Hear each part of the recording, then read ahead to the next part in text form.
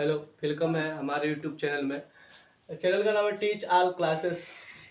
और कई बच्चों की यह समस्या रहती है कि अंग्रेजी गांव के लोगों का सबसे कठिन विषय माना जाता है, लेकिन हम लेकर आए हैं आपके सामने। और सबसे पहला वीडियो है हमारा। आज हम बात करेंगे टेंस की।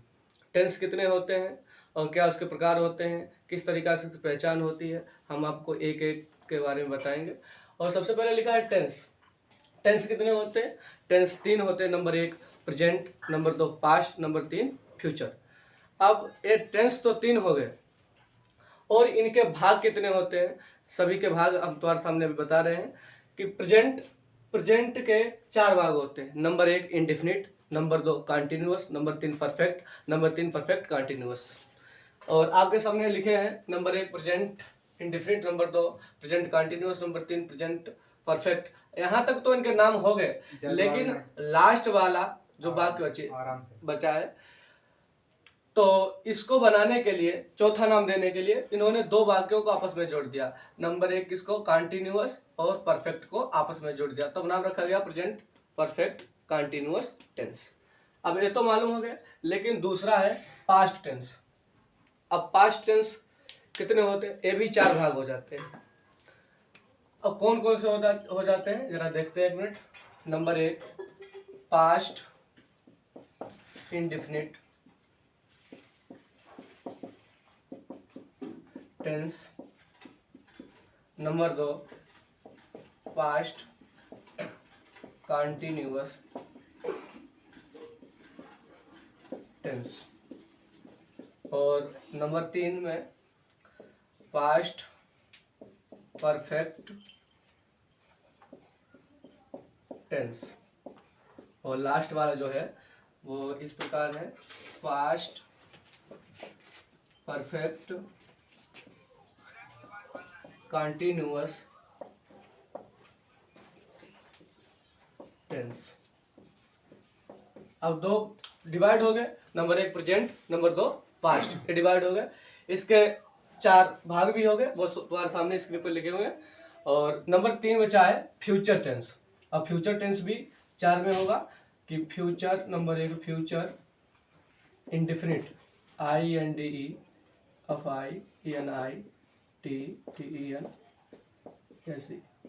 नंबर 2 फ्यूचर कंटिन्यूअस टेंस, और number 3 future perfect tense, number 4 future perfect continuous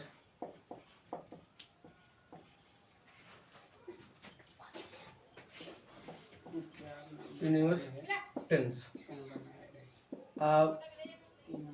आपके सामने ये लिखे हैं। नंबर 1 टेंस 3 भागों में डिवाइड हुआ। नंबर 1 प्रेजेंट, जिसे कहते हैं वर्तमान काल, नंबर 2 पास्ट, जिसे कहते हैं भूतकाल, और नंबर 3 फ्यूचर, जिसे हिंदी में बोलते हैं भविष्य काल। ये आपके सामने, और सभी के 4-4 भाग हुए, सभी के 4-4 भाग हुए। Number 1 present indefinite tense, number 2 present continuous tense, number 3 present perfect tense, और उसके बाद में प्रेजेंट परफेक्ट कंटिन्यूअस टेंस। एक क्लियर हुआ। उसके पश्चात दूसरा था पास्ट, इसको भी देख लेते हैं। Number 1 past indefinite tense, number 2 past continuous tense, number 3 past perfect tense, और number 4 past perfect continuous tense. ये 2 हो गए। तीसरा लिखा फ्यूचर भविष्य काल, लिखा है future indefinite, number 2 future continuous tense, number 3 future perfect tense, number 4 future perfect continuous tense. अब तो ये तो हो गया इसके डिवीजन, किस तरीका से वर्गीकृत किया गया। अब एक एक टेंस को देख लेते हैं। नंबर 1 बात करते हैं प्रेजेंट इंडेफिनिट टेंस की। प्रेजेंट इंडेफिनिट टेंस में क्या होता है? इसकी पहचान इस प्रकार है कि जिन वाक्यों के अंत में ता है, ती है, ते हैं आदि शब्द आते हैं, वे वाक्य किसके होते हैं? प्रेजेंट इंडेफिनिट टेंस के होते हैं। ये भाषा नहीं समझ में आई? दूसरी सुनिए। जिन वाक्यों की क्रियाओं के अंत में ता है, ती है, ते हैं आदि शब्द आते हैं, वे वाक्य किसके होते हैं? प्रेजेंट इंडेफिनिट टेंस के होते हैं। जरा इसका एक रूल देख रहे हैं किस तरीका से इसके बनाने के नियम है। डाल लेते हैं प्रेजेंट इंडेफिनिट टेंस।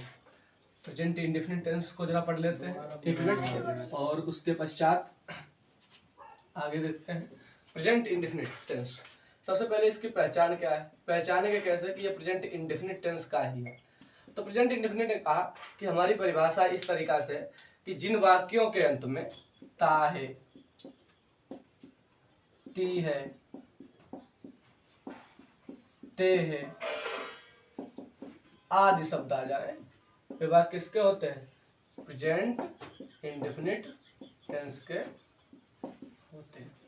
अब तो ये तो पहचान होगी, लेकिन इसे बनाएंगे कैसे, किस तरीका से वाक्य बनाएंगे इसके। तो लिखेंगे रूल नंबर 1। इसका रूल नंबर 1 क्या कहता है कि अगर ही, सी, इट एक वचन संज्ञाओं के साथ क्रिया की फर्स्ट फॉर्म में यस या ईएस जोड़ देते।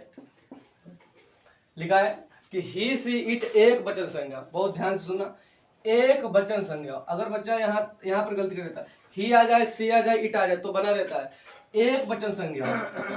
एक वचन क्या है, एक वचन का मतलब होता है एक संख्या। और आगे लिखा है संज्ञाओं, संज्ञाओं का मतलब क्या होता है,